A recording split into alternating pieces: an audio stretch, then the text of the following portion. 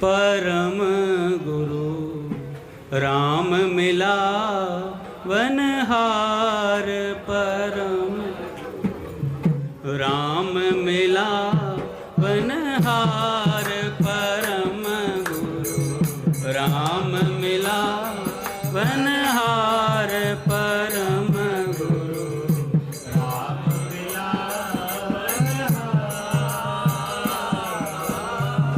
अति उदार मंजुल मंगल में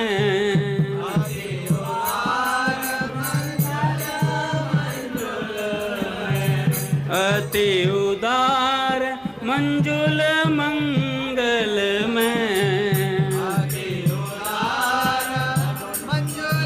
मंगल में अभिमत फल दाता अभिमत फल दाता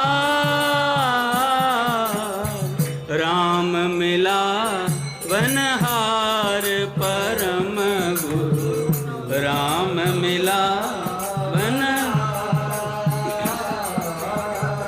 टूटे फूटे नाव पड़े मम नाव पड़े मम भीषण भवनद धार भीषण नद धार जयति जयति जय देव दयानिधि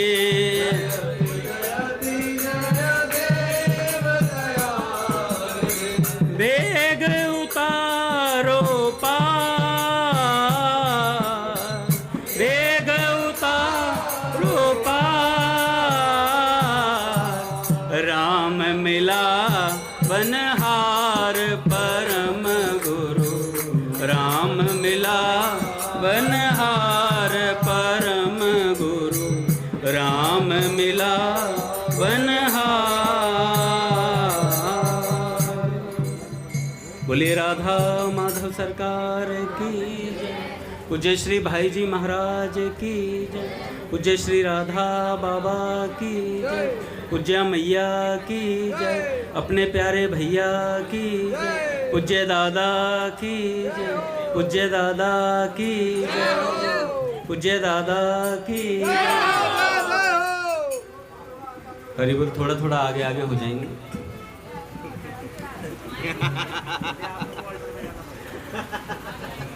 हरि बोल। बड़े सौभाग्य का क्षण है कि आज भी हम सत्संग और कीर्तन के लिए नारदे निकुंज में बैठे हैं। मुस्कुराइए, आप नारदे निकुंज में हैं।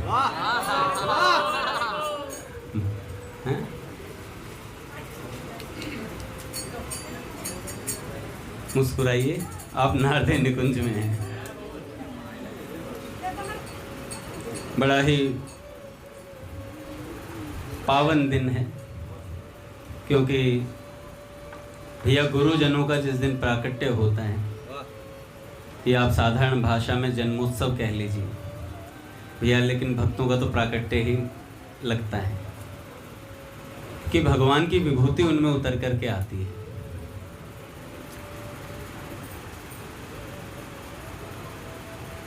हित हरिवंश महापुरुष जी के जो शिष्य हुए हरे राम व्यास जी महाराज, वो एक पद में कहते हैं, कर मन वृंदावन सोहेत, कर मन वृंदावन सोहेत, जहाँ श्री राधा मोहन बेहरत, जहाँ श्री राधा मोहन बेहरत, कर कुंजन संकेत, कर कुंजन संकेत, वृंदावन सोहेत, कर मन वृंदावन सोहेत। अब इस पद में एक पंक्ति आती है कि सूतो हुतो विषय मंदिर में, हित गुरु टेर जगायो, अब मैं वृंदावन रस पायो, अब मैं वृंदावन रस पायो। हरिराम व्यास जी कहते हैं कि विषयों के मंदिर में सो रहा था। हम सब लोग संसार में पड़े हुए थे। अगर हमारे पूज्य भैया और दादा ना होते तो भैया हमें कौन जगाता। जाग मच्छंदर गोरख आया है।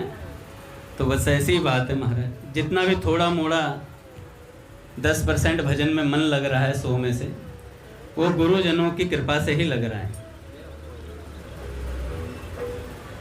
तो सूतो हुतो विषय मंदिर में, हित गुरु टेर जगायो, कि विषयों के मंदिर में सो रहे थे तो हित गुरु, हित हरिवंश महापुरुष जी ने हरिराम व्यास जी को जगा दिया। अब तो व्यास विहार विलोकत, शुक नारद मुनि गायो।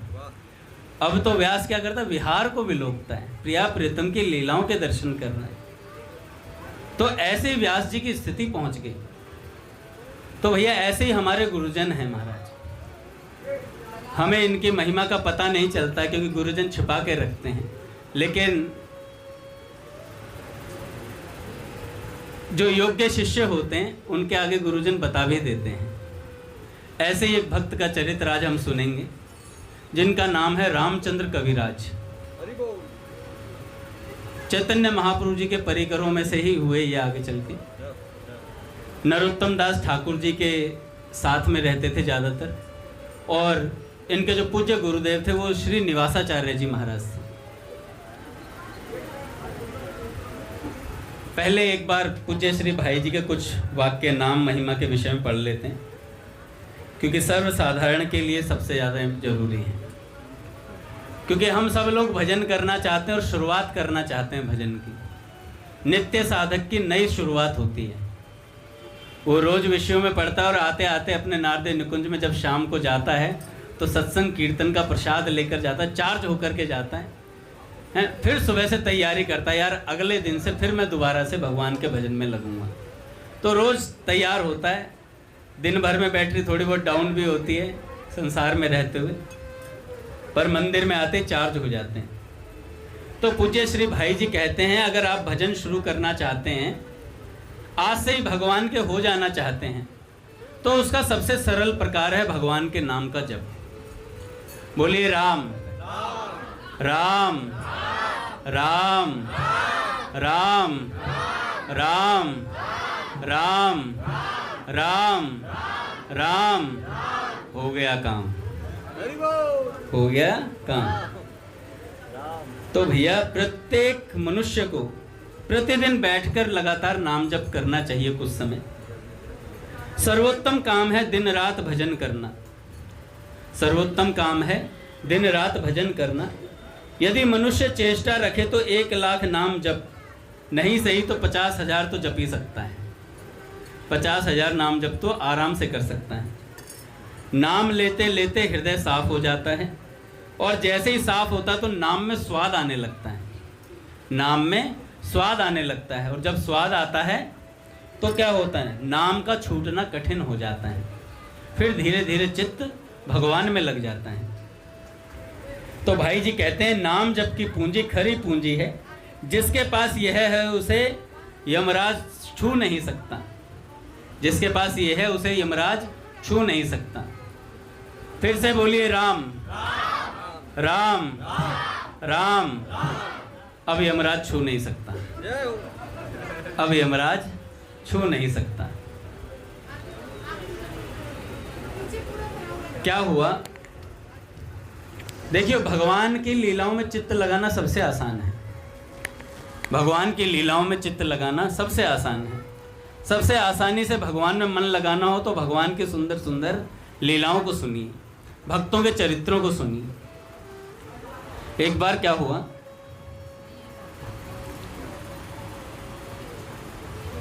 भगवान नित्य माखन चोरी करने तो जाते ही, और जब नित्य माखन चोरी करने जाते हैं तो उन गोपियों के घरों में जाते हैं जिन गोपियों के दिल में ये भाव था, मन में ये भाव था कि श्याम सुंदर मेरे घर पर चोरी करने के लिए आए। तो भैया एक दिन बात बनी तो बाल गोपाल चोर विद्या प्रचार मंडल के साथ श्याम सुंदर निकले, और जब निकले तो एक गोपी के घर पहुंचे। गोपी के घर पहुंचे तो महाराज सुबह सुबह का टाइम था। अब जब सुबह सुबह का समय था तो श्याम सुंदर जैसे ही अंदर घुसे तो गोपी ने देख लिया। अब जैसे ही देखा तो महाराज वो गोपी छड़ी लेकर के निकली बाहर। क्यों रे? अब जैसे श्याम सुंदर ने देखा कि भैया सामने गोपी आ रही है,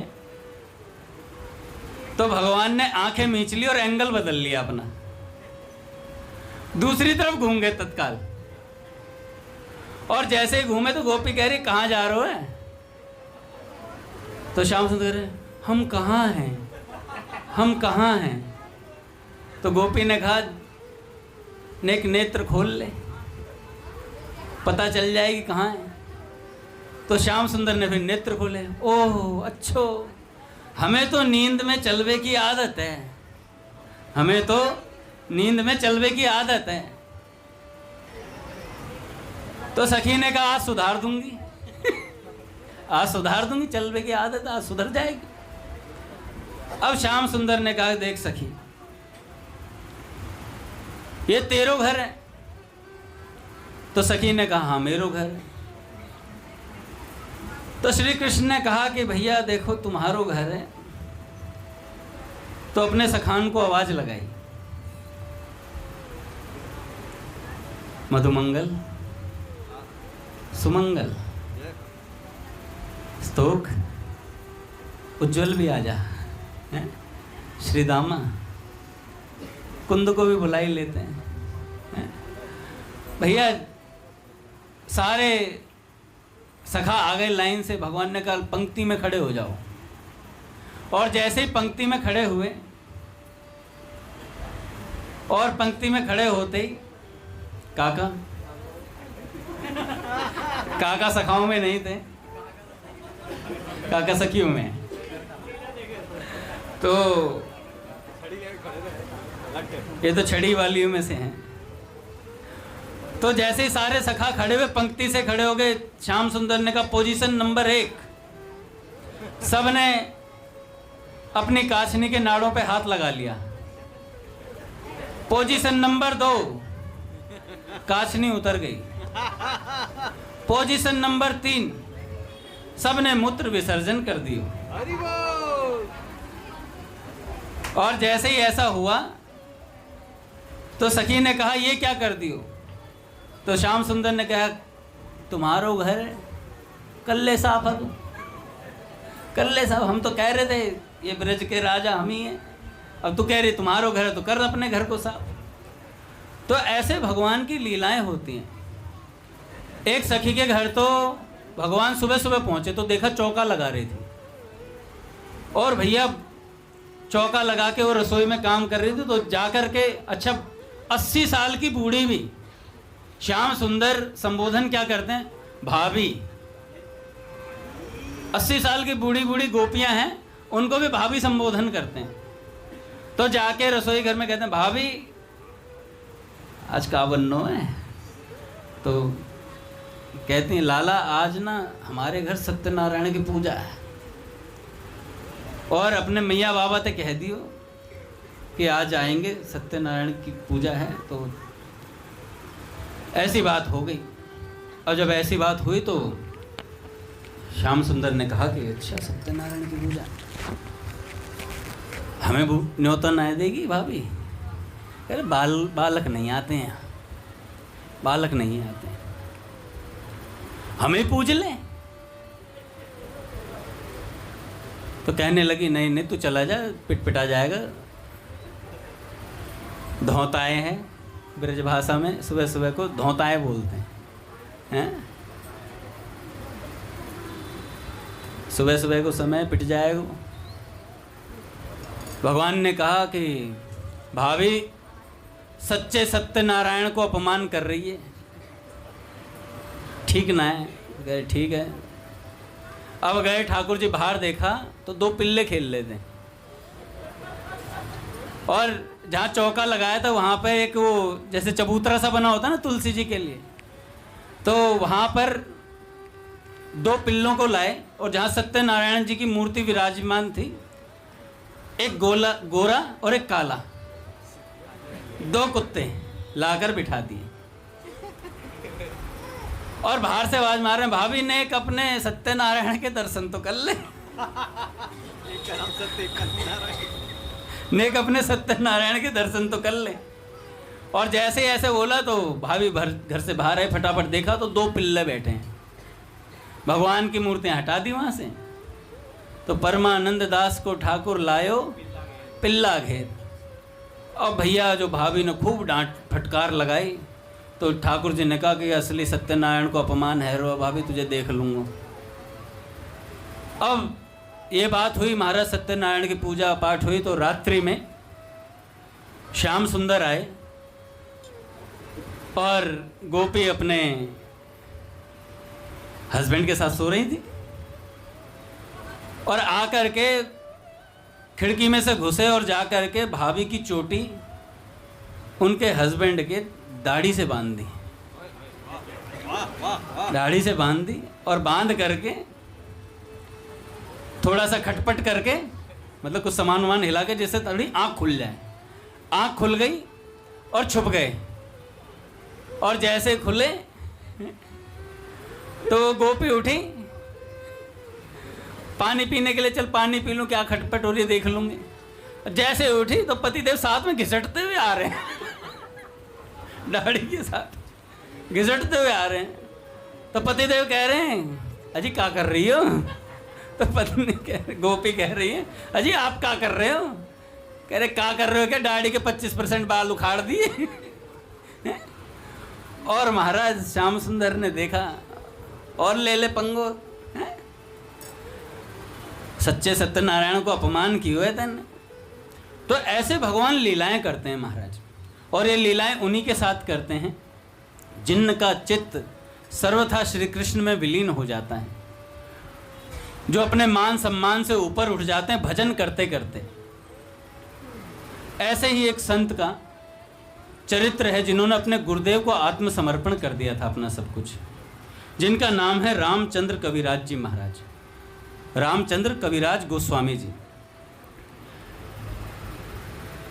ये वृंदावन का दौरा एक बार इन्होंने किया तो ये जीव गोस्वामी और अन्य वैष्णवों से जुड़े, उनका भी आशीर्वाद इन्हें मिला था।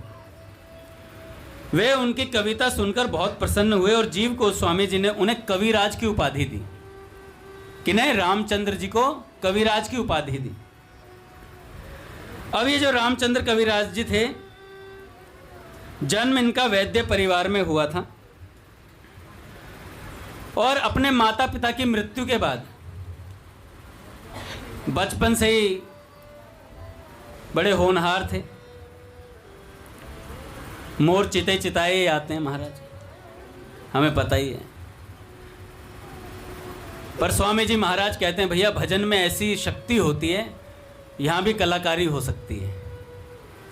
स्वामी जी महाराज, हमारे पूज्य श्री भाई जी जीव कोटि से उठ करके महाराज राधा महाभाव तक पहुंचे थे। राधा महाभाव तक हमारे पूज्य श्री भाई जी पहुंचे। तो ऐसे ही अगर हम, स्वामी जी महाराज कहते हैं महात्मा आएंगे कहां से? यहीं से बनेंगे, यहीं से तैयार होते हैं महात्मा। तो रामचंद्र जी महाराज बड़े पढ़ाई इन्होंने करी और पढ़ाई करने के बाद धीरे धीरे जब बड़े हुए तो माता पिताजी को चिंता हुई कि भजन में मन लगने लगा था इनका धीरे धीरे। तो रामचंद्र कविराज जी जो थे, इनके माता पिता ने कहा कि लड़का होनहार हो गया है, अब इसकी पुताई कर दी जाए, विवाह कर दिया जाए। यही एक आखिरी हथियार बचता है जिससे बालक को रोका जा सके। सब सोचते हैं ब्रह्मास्त्र है, पर यह नहीं पता कि भैया भक्तों के पास नारायण अस्त्र होता है। और वो कौन सा अस्त्र है? नाम। भगवान का नाम एक ऐसा अस्त्र है। तो रामचंद्र कविराज जी महाराज का विवाह तय हुआ और महाराज घोड़ी पर बैठ गए और चले ब्याह के लिए। मित्रगण साथ थे, अक्सर दोस्त साथ में ही होते हैं, कई तो 2-2 साल से तैयारी कर रहे होते हैं कपड़े खरीदने की, 2-2 साल से तैयारी कर रहे होते हैं, भाई मेरे मित्र का ब्याह है। तो रामचंद्र जी के विवाह की बात चली और विवाह तय हुआ। घोड़ी पर चढ़ गए और घोड़ी पर चढ़ करके बैंड बाजे के साथ ब्याहने जा रहे थे। रही मन ब्याह जंजाल है, रहो तो सको बचाए, पावन बेड़ी पड़ते हैं ढोल बजाए बजाए। तो ऐसी स्थिति हुई, सब मित्रगण नृत्य कर रहे थे और सब जा रहे थे। तो और रामचंद्र जी की एक खास बात थी कि वो सुंदर बहुत थे, बहुत ज़्यादा सुंदर थे। अब क्या हुआ, सामने जब बारात निकल रही थी तो रामचंद्र गोस्वामी जी को किसने देखा?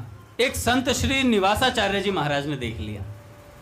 संत श्री निवासाचार्य जी महाराज सत्संग कर रहे थे उस समय अपने शिष्यों के साथ बैठ करके। सामने से बारात जा रही है और बारात को जाता हुआ देखकर रामचंद्र कविराज जी को देखा और देखते ही बोले, वाह क्या सौंदर्य है, क्योंकि रामचंद्र जी सुंदर बहुत थे। तो उनको देखते ही बोले, क्या सौंदर्य है, क्या अद्भुत नेत्र हैं, क्या रूप है। और इसके चेहरे से लग रहा है कि ये बहुत प्रतिभाशाली व्यक्ति है। पट खुलेंगे महाराज। श्री राम जय जय राम, श्री राम जय जय राम, श्री राम जय जय राम, श्री राम जय जय राम, श्री राम जय जय राम, श्री राम जय जय राम, जय जय श्यामा जय जय श्याम, जय जय श्यामा जय श्याम, जय जय श्री वृंदावन धाम, जय जय श्री वृंदावन धाम। बोलिए राधा माधव सरकार की जय। हरि बोल। बाहर जो नए जन हैं तो उनको अंदर जगह दे सकते हैं, जो पुराने भक्त हैं वो थोड़ा बाहर हो जाएं। नहीं बहुत हो गया रघुनाथ जी, बिल्कुल पैक है, एक भी पैर रखने की जगह नहीं। तो अब क्या हुआ, उनका विवाह हुआ, महाराज घोड़ी पर चढ़कर बैठ गए और घोड़ी पर जा रहे थे। बैठ करके सामने श्री निवासाचार्य जी महाराज थे, अपने शिष्यों को सत्संग दे रहे थे। जैसे ही देखा तो रामचंद्र जी के चेहरे को देखा, तेज को देखा, तो उनकी ऐसी दिव्य दृष्टि थी, उन्होंने पता लगा लिया कि अगर ये विवाह नहीं करेगा तो एक उच्च कोटि का सिद्ध साधक होगा। पर अब तो ये विवाह करने जा रहा, अब इसे कोई रोक नहीं सकता। तो निश्चित ही ये बहुत उच्च कोटि का साधक बनेगा। और ऐसा सुंदर रूप, ऐसी मेधा अगर भगवान में ना लग पाए तो वो बेकार है। ऐसी कुछ बातें बोली। अच्छा, ये बातें रामचंद्र जी के मित्रों ने सुनी या नहीं सुनी, निवासाचार्य जी के शिष्यों ने ध्यान दिया या ना दिया, लेकिन ये बातें रामचंद्र जो घोड़ी पर बैठे हुए थे उनके कान में जाकर घुस गई, उन पर असर हुआ। उन्होंने पूछा कि ऐसा क्यों बोला कि इतना सुंदर रूप और इतनी मेघा सब बेकार है। तो श्रीनिवासाचार्य जी की, ये श्रीनिवासाचार्य जी महाराज श्री गोपाल भट्ट गोस्वामी जी महाराज जी के शिष्य हुए। और ये मेरे को नाम ध्यान नहीं आ रहा है, इनका सखी स्वरूप जो सहज मंजरी स्वरूप था, मणि शायद मणि मंजरी के रूप में इनकी, मेरे को ध्यान आ जाएगा थोड़ी देर में। महाप्रभु के जाने के बाद जानवा माता की आज्ञा से प्रचार का मुख्य कार्य इन्होंने महाप्रभु जी के जाने के बाद प्रचार का मुख्य कार्य इनके पास था, निवासाचार्य जी महाराज के पास। तो मणि मंजरी शायद यही नाम था शायद इनका, जो स्वरूप सखी स्वरूप था। कुछ गलती होगी तो सुधार लेंगे। अब क्या हुआ कि निवासाचार्य जी महाराज ने जब ये बात बोली तो उनके सीधे कानों में पहुंची। वो विवाह के लिए तो चले गए, विवाह भी कर लिया। विवाह करने के बाद जब घर गए तो उनके कानों में वही शब्द चल रहे थे, महाराज विवाह की पहली रात। और उसी समय घर छोड़ करके श्री निवासाचार्य जी महाराज को अपना आत्मसमर्पण कर दिया। सीधा आए और समर्पण कर दिया अपने जीवन को, और कहा गुरुदेव आप दीक्षा दो मुझे और वेश दो फटाफट। वेश तो नहीं, शायद दीक्षा ले ली थी इन्होंने। दीक्षा लिया और उसके बाद निवासाचार्य जी महाराज जी के पास वहीं रहने लगे। अब वहीं रहने लगे तो धीरे धीरे क्या हुआ, जो आसपास उनके शिष्य थे वो देखकर चौंक गए कि हमारे होते हुए सबसे ऊपर निकल गया। अब जब ऊपर निकला तो भैया ईर्ष्या सबके मन में होती है। तो निवासाचार्य जी महाराज ने उन्हें अपना निज जन स्वीकार कर लिया, और निज जन स्वीकार करने के बाद जो हमारे जिनका नाम है, मैंने अभी लिया था, किनका नाम लिया था, नहीं, उनके शिष्य थे जो नरोत्तम दास ठाकुर जी महाराज, वो साथ में थे। तो नरोत्तम दास ठाकुर जी, श्री निवासाचार्य जी और रामचंद्र जी, इन तीनों की मतलब आपस में साठ गांठ थी। मतलब ये मंजरी भाव से ही साथ में ही आए थे। वहां पर भी ये उस भाव में मित्र थे। कौन? नरोत्तम दास ठाकुर जी, और नरोत्तम दास ठाकुर जी का सहचरी स्वरूप मंजरी स्वरूप था चंपक मंजरी जी। तो दोनों ऐसे, और ये जो थे हमारे रामचंद्र कविराज जी, ये भी एक मंजरी के स्वरूप ही थे। इनका नाम था करुणा मंजरी, और श्री जी की करुणा से उत्पन्न है। अब क्या हुआ महाराज, अब ये साथ में रहने लगे और बहुत मित्रवत व्यवहार था।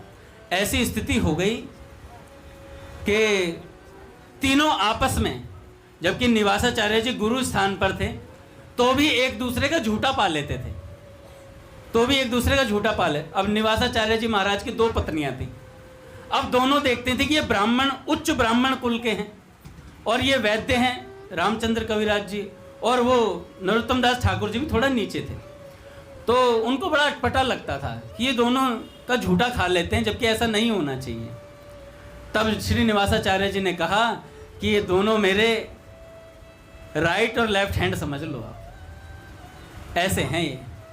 और आसन पर तो गुरुजन के कभी बैठना ही नहीं चाहिए, पर फिर भी श्री निवासाचार्य जी महाराज जबरदस्ती हाथ खींच के बिठा लिया करते थे अपने आसन पे कि बैठो रामचंद्र यहाँ पर। ऐसी स्थिति थी महाराज। बड़ा विलक्षण दृश्य तब हुआ, एक बार क्या हुआ, नरोत्तम दास ठाकुर जी महाराज, रामचंद्र कविराज जी और श्री निवासाचार्य जी, तीनों का ऐसा दृढ़ मंजरी भाव था। आपस में लीलाओं में, चिंतन में मग्न रहा करते थे। एक बार क्या हुआ, श्री निवासाचार्य जी महाराज बैठे हुए थे और रामचंद्र कविराज जी वहीं पर साथ में थे। देखो गुरु आज्ञा कैसे पालन होती है बताता हूँ, बड़ा सुंदर लगा मुझे। तो रामचंद्र कविराज जी ने से निवासाचार्य जी महाराज ने कहा कि रामचंद्र तुमने विवाह किया है मैंने सुना है। तो कहने हाँ गुरुदेव। कह रहे फिर आ कैसे गए? कह रहे गुरुदेव आपने उस दिन बोला और एक बात मेरे हृदय पर लगी और उसी रात में आ गया। तो श्री निवासाचार्य जी ने कहा कि विवाह करने के बाद अपनी पत्नी से एक बार तो मिलना जरूरी बनता था, उन्हें बात बतानी तो चाहिए थी, संभाषण करना आवश्यक होता है, अन्यथा आपने गृहस्थ आश्रम में प्रवेश किया तो आप पर पाप लगेगा। तो रामचंद्र कविराज जी ने बोला कि गुरुदेव आप बताइए मैं क्या करूं। तो उन्होंने कहा कि जाओ और अपनी पत्नी से संभाषण करके आओ, सिर्फ एक बार बात करके आओ। तो उन्होंने कहा ठीक है गुरुदेव मैं जाता हूं। तत्काल ये भी नहीं बोला कि क्यों भेज रहे हो मुझे, मेरे को तो आपसे दीक्षा मिल गई, मैं यहाँ पे इतने दिनों से रह रहा हूँ। अच्छा क्या हुआ था, जब रामचंद्र जी आए थे घर छोड़ के, उससे अगले ही दिन उनकी पत्नी ने भी दीक्षा ले ली थी श्रीनिवासाचार्य जी से, उनके सारे घर वालों ने भी दीक्षा ले ली थी। रामचंद्र कविराज जी के घर वालों ने भी दीक्षा ले ली थी। अब क्या हुआ, श्रीनिवासाचार्य जी ने भेजा, रामचंद्र कविराज जी गए और जाकर के बैठे और अपनी पत्नी को, जब उनकी पत्नी ने देखा कि रामचंद्र जी आ रहे हैं, और रामचंद्र जी को देखते ही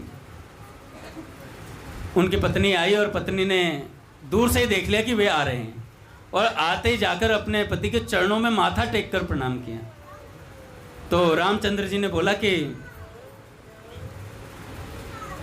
मैं आपसे संभाषण करने आया हूँ, बात करने आया हूँ, गुरुदेव की आज्ञा है। तो उन्होंने कहा ठीक है। अच्छा, उस दिन क्या हुआ, जब घर में गए तो सब घर वाले बड़े प्रसन्न हुए। तो उस दिन उत्सव हुआ, रामचंद्र कविराज जी जब पहुँचे तो घर में उत्सव हुआ। जैसे ही उत्सव हुआ तो फिर रात्रि को आराम से दोनों पति पत्नी बैठे, और बैठने के बाद पहला प्रश्न पत्नी ने जो किया, उसके बाद से रामचंद्र कविराज जी प्रसन्न हो गए हृदय से।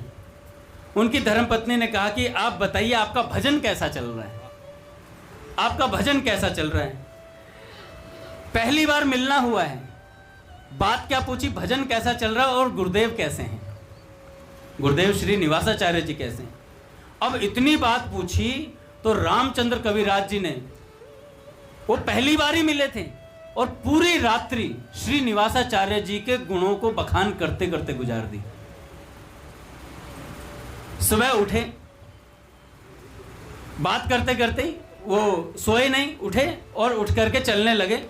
तब उनको बड़ा प्रसन्नता थी हृदय से कि मेरी पत्नी ने मेरे से भजन और गुरुदेव की महिमा को पूछा है। और जैसे ही वो जाने लगे तो उन्होंने कहा, कंठ से लगाया अपनी पत्नी को। जैसे ही कंठ से लगाया तो रामचंद्र जी के जो वस्त्र था उस पर उनकी पत्नी का सिंदूर लग गया। अब जब सिंदूर लग गया तो वो गए। रामचंद्र जी को पता था सेवा होती है गुरु जी की, स्नान कराने से पहले श्रीनिवासाचार्य जी की कमर पे मालिश करनी होती थी। तो जब गए तो आश्रम में पहुंचे और वहां जा करके कौन सेवा कर रहे थे, श्री नरोत्तम दास ठाकुर झाड़ू लगा रहे थे। और झाड़ू लगाते हुए रामचंद्र जी को देखा कि वो जा रहे हैं दौड़े हुए। तो जैसे दौड़ते हुए जा रहे थे, उन्होंने नरोत्तम दास ठाकुर जी की नज़र पड़ गई वस्त्र पर लगे हुए सिंदूर। तो उन्होंने कहा, कहाँ से आ रहे हो? थे तो बड़े ही नरोत्तम दास ठाकुर जी। तो उन्होंने कहा कि मैं ऐसे ऐसे गुरुदेव की आज्ञा थी और मैं अपनी पत्नी से मिलने के लिए गया था। तो उन्होंने कहा कि मैं अभी सेवा के लिए जा रहा हूँ, गुरुदेव की सेवा करनी है। स्नान का कोई मतलब नहीं था क्योंकि वो सोए थे नहीं, और क्या नाम है, और सुबह नहाने का कोई मतलब नहीं था इस तरीके से। तो उन्होंने कहा मेरे को सेवा में जाने दो। नरोत्तम दास ठाकुर ने कहा, कोई आचार विचार है तुम्हारे अंदर? वस्त्र तुम्हारे गंदे पड़े हैं और तुम जाकर बिना नहाए धोए गुरुजी की सेवा में जाओगे? तो उन्होंने कहा नहीं नहीं, मुझे जाने दो अभी सेवा में, मुझे नहीं पता। वो सेवा में इतनी निष्ठा रखते थे, इतना भाव, इतना प्रवेश था उनका। उन्होंने नरोत्तम दास ठाकुर जी से कह दिया नहीं मैं सेवा में जाऊंगा। नरोत्तम दास ठाकुर जी को बुरा लग गया इस बात का, और जैसे ही बुरा लगा, अच्छा बुरा लगना ये भी लीला थी क्योंकि गुरुदेव को उनकी महिमा को प्रकट करना था। नरोत्तम दास ठाकुर जी ने जो झाड़ू लगा रहे थे ना, वो झाड़ू वहीं पर कमर पर दे मारी, पूरी जान से कमर पे मार दी। और जैसे ही कमर पर वो झाड़ू लगी, रामचंद्र जी ने एक शब्द भी उच्चारण नहीं किया कि कुछ बुरा मान गए हो या कोई बात ऐसी होगी हो। जाकर के गुरुदेव की सेवा में तो गए नहीं, फिर उसके बाद गए और अपने नित्य कर्म में लगे। और नरोत्तम दास ठाकुर जी आज श्रीनिवासाचार्य जी की कमर को मतलब मालिश करने के लिए, अपने गुरुदेव की मालिश करने के लिए पहुँचे। जब पहुँचे तो जैसे ही गुरुदेव ने अपना वस्त्र उतारा और जैसे ही मालिश करने लगे तो झाड़ू की सीकों के निशान छपे हुए थे पूरी कमर में। और जैसे ही कमर को देखा तो महाराज नरोत्तम दास ठाकुर जी के हृदय पे ऐसे चोट लगी, ये क्या हो गया मुझसे। और मन ही मन उन्होंने निश्चय कर लिया कि जिस हाथ से मैंने झाड़ू चलाई है, उनको ये बात समझ में आ गई कि रामचंद्र कविराज और श्री निवासाचार्य जी दो शरीर होते हुए भी एक हैं, ऐसा उनका आत्मीय संबंध है।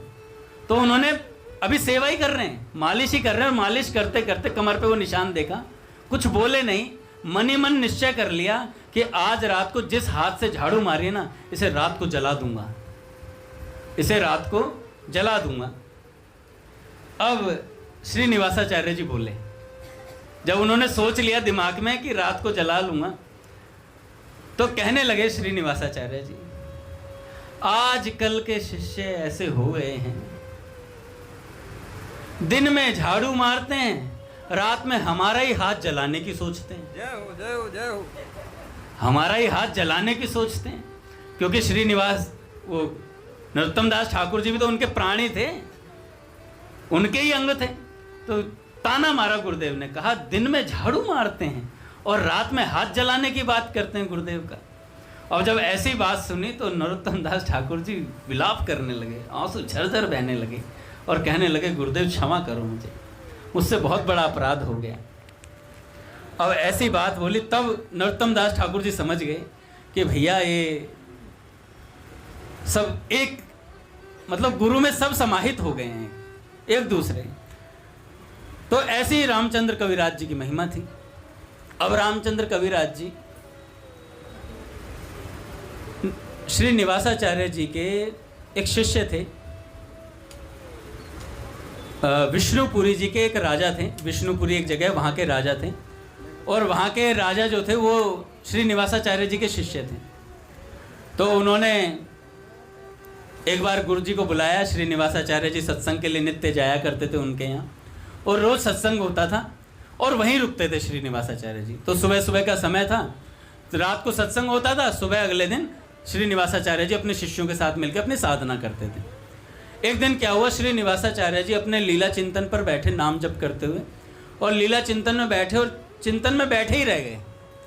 शाम हो गई, रात्रि के सत्संग का समय हो गया। अब क्या हुआ, विष्णुपुरी जो वहाँ के जो राजा थे उन्होंने देखा कि गुरुदेव जो हैं श्री निवासाचार्य उठ नहीं रहे हैं। अब एक रात बीत गई, अगला दिन भी बीत गया, फिर अगली रात भी बीत गई, फिर अगला दिन बीत गया, फिर अगली रात बीत गई।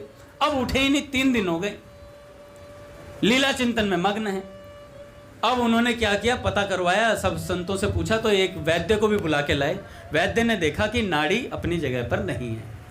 तो उन्होंने कहा इनका शरीर जा चुका है, अब आप शिष्य होने के नाते इनका अंतिम क्रिया कर दो, श्री निवासाचार्य जी की। अब जब ऐसी बात हुई तो उन्होंने लगा कि यार ऐसे कैसे जा सकते हैं गुरुदेव मुझे छोड़ करके, किसी से तो पता करना पड़ेगा। तो उनको ध्यान आया कि रामचंद्र कविराज से पूछता हूँ, वो गुरु के हृदय तक की बात जानता है। तो गए और रामचंद्र कविराज जी से पूछा कि क्या बात हुई। तो उन्होंने आए, रामचंद्र कविराज जी हैं, पूज्य भैया आ गए महाराज। राम राम राम किसने पद लिखा है? तुमने पद लिखा? गाओ गाओ गाओ।